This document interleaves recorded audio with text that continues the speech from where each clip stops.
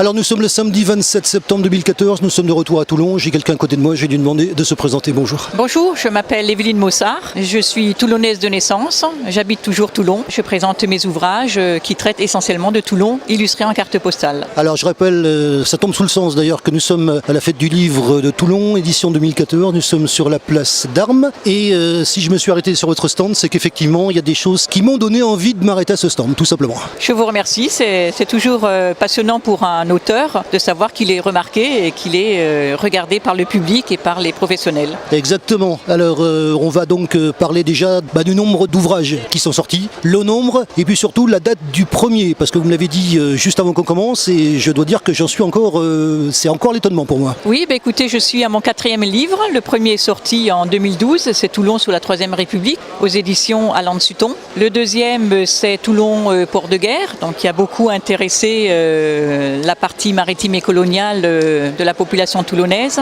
Ensuite, j'ai sorti un troisième livre qui s'appelle Les catastrophes de la poudre B. Et cette année, donc en juillet 2014, j'ai sorti Toulon, les quartiers ouest. Alors premier livre sorti quand on rappelle la date? Le premier est sorti en mars 2012. C'est pas si vieux que ça en fait. Non, c'est pas très vieux. Et puis j'ai démarré après ma thèse d'histoire qui portait sur Toulon, donc je me suis lancée dans l'écriture. Alors justement, quand on fait un livre comme ça, d'abord est-ce qu'on peut dire que c'est un livre d'histoire? Ah, c'est un livre d'histoire parce qu'en fait le premier livre c'est effectivement l'illustration de ma thèse. Comprenez mieux pourquoi je me suis arrêté. Oui.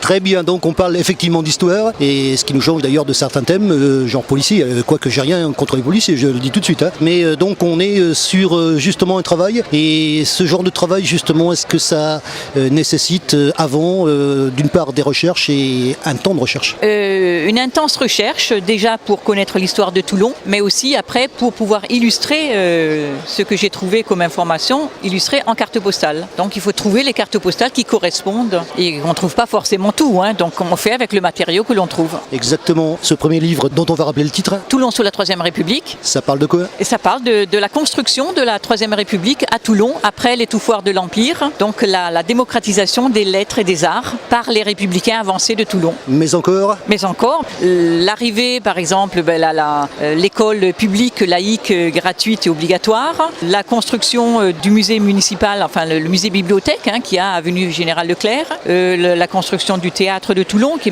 était un petit peu antérieure à la Troisième République mais qui a été bien utilisée par les démocrates républicains pour justement démocratiser la culture artistique auprès de la population ouvrière et puis les écoles municipales des beaux-arts et de musique. Très bien, le premier on en a parlé, le deuxième, on rappelle le titre? Le deuxième c'est Toulon port de guerre, donc c'était... C'est une évidence si vous me permettez de dire ça. Tout à fait, mais bon il faut le rappeler parce que c'est vrai que c'est pas toujours évident aujourd'hui au début du XXIe siècle que Toulon a quand même beaucoup contribué à la libération de la France déjà en 1944, après qu'on a fêté d'ailleurs le 70e anniversaire. Et puis donc j'explique dans ce bouquin toute l'histoire de la marine et de la coloniale, avec essentiellement la vie au 5e dépôt, puisque Toulon c'est surtout le 5e dépôt. Et donc j'ai trouvé des cartes postales très cocasses sur la vie justement des marins au 5e dépôt. Ça remonte à quelle année à peu près? Au début du siècle. Les cartes sont très anciennes puisque je suis obligée de prendre des cartes qui n'ont plus de droits.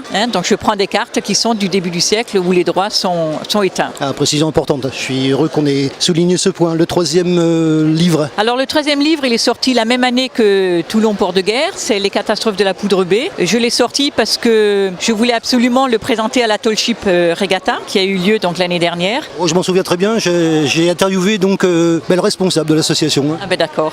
Écoutez, on parle en pays de connaissance. Et voilà, donc j'ai présenté ces deux livres à la librairie sur laquelle il y avait le stand qui exposait ces ouvrages. D'accord, on peut avoir un petit supplément sur ce livre-là? Alors, Les catastrophes de la poudre P, c'est l'histoire des grandes catastrophes qui ont eu lieu à Toulon. En 1899, l'explosion de la poudrière de Lagouran. Et en 1907-1911, deux cuirassés qui ont explosé sous l'effet de la poudre, le Iéna et le Liberté. Alors, cette poudre avait cette spécificité, c'est d'être auto-explosive sous l'effet d'une trop grosse chaleur. Et ce qui avait lieu donc à Toulon, puisqu'on n'a pas vu les mêmes accidents à Brest, Lorient et Cherbourg, qui étaient des pays moins chauds. Et les accidents se sont déroulés essentiellement pendant la saison estivale entre mars et septembre. Très bien, bon sujet tout ça. Le dernier en date, c'est quoi alors? Alors le dernier, c'est celui qui vient de sortir, c'est Toulon, les quartiers ouest. Alors c'est un ouvrage qui m'a vraiment motivée parce que je cherchais personnellement des des illustrations sur les quartiers que je ne trouvais pas. Et je me suis dit, ce que je ne trouve pas moi, d'autres ne le trouvent pas non plus. Donc j'ai voulu apporter au lecteur quelque chose qui était assez rare, c'est-à-dire des illustrations des quartiers